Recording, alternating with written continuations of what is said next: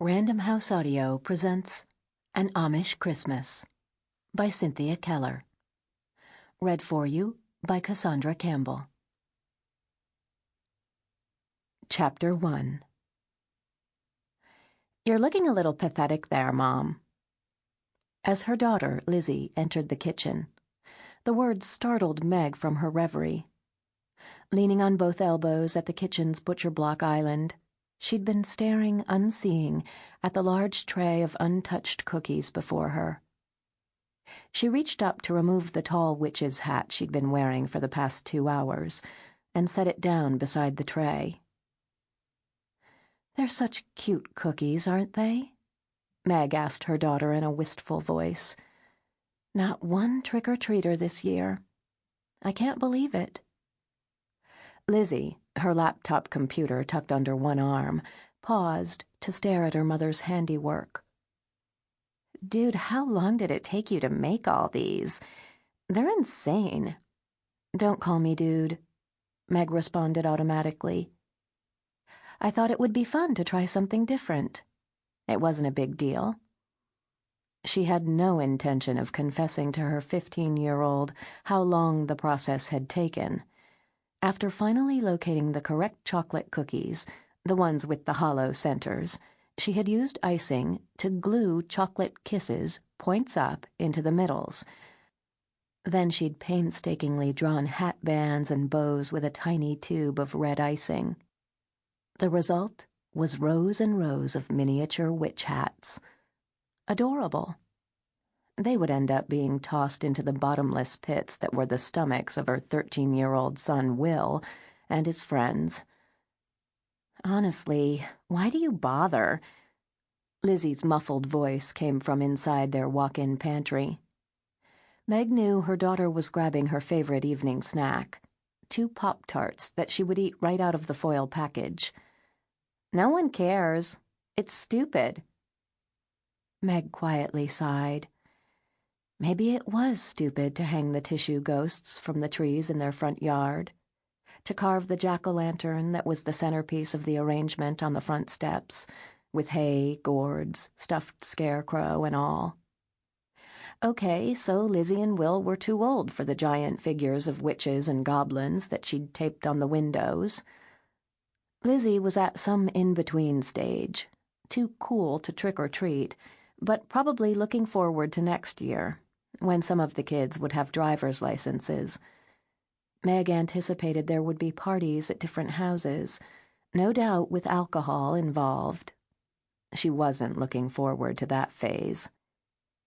Will had also declined going from house to house this year, preferring to goof around with his buddies on someone's driveway basketball court. But she'd thought Sam, her 9-year-old, might still have gotten a kick out of her decorations. Wrong. He never appeared to notice them, and he'd barely made it through a half-hour of ringing doorbells before declaring he'd had enough of this holiday. What on earth had happened to Halloween being so much crazy fun, the way it was when she was a child? Didn't kids know how to enjoy a holiday anymore? Besides, she was cutting back on the fuss. In the past, she would have spent hours baking cookies for trick-or-treaters. This year, she had simply combined pre-made ingredients. Lizzie, armed with her snack, left the room as the jarring noise of the garage door opening announced that Meg's husband was home. She watched James enter and set down his briefcase in the mudroom before coming toward her. He looked exhausted. As the top in-house legal counsel to a large software corporation, he more than earned his salary. Somehow, he managed to withstand endless pressure, maintain constant accessibility, and coolly handle one crisis after another. And those were only a few of his job requirements, it seemed to her. Pulling off his suit jacket, he gave Meg a perfunctory kiss on the cheek. "Happy Halloween," Meg said brightly. His attention was already on the day's mail, which he retrieved from its customary spot on one of the counters. He was frowning as he flipped through the envelopes. "Something wrong?" Too many bills, Meg. He sounded angry. Too many bills. It's got to stop. She didn't reply. In 18 years of marriage, James had rarely complained about their bills. Sure, he wasn't thrilled with paying private school tuition for 3 children. But it was something he and Meg both wanted to do.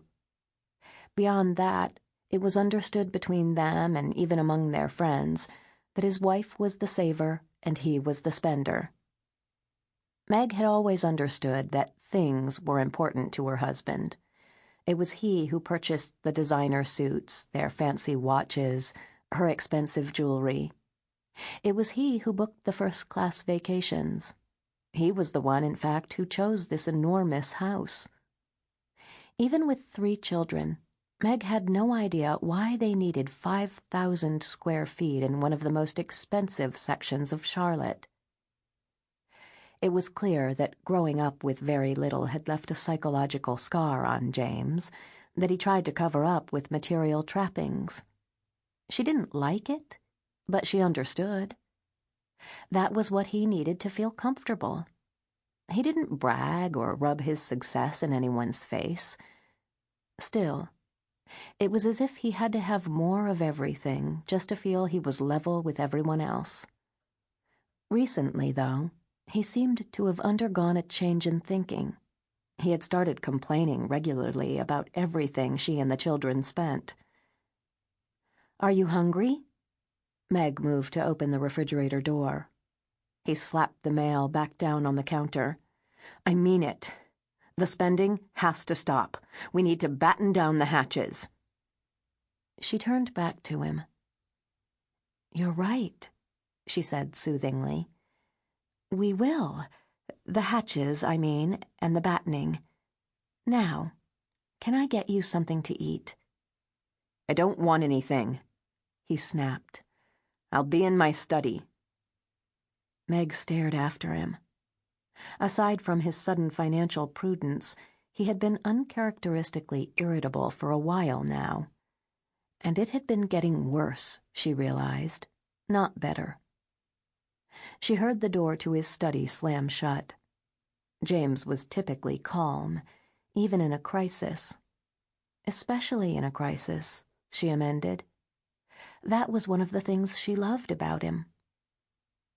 They met as sophomores at the University of Illinois in a 19th-century American history class. Meg happened to sit next to him one day early in the semester.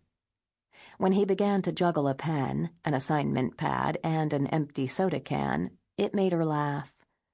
She grew more interested in him when he was the only one in class who was able to discuss all the major battles of the Civil War before the reading had even been assigned. Their relationship had started out as more of a friendship. A little teasing back and forth led to some shared coffees, then pizza while studying for the final exam. Slowly, their connection grew and deepened.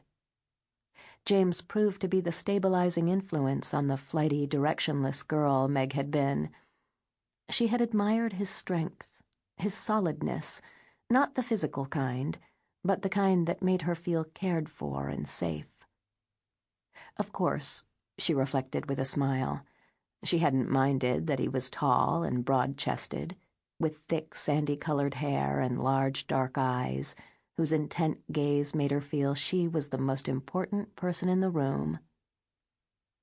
By the end of junior year, it was clear to both of them that marriage would follow on the heels of graduation.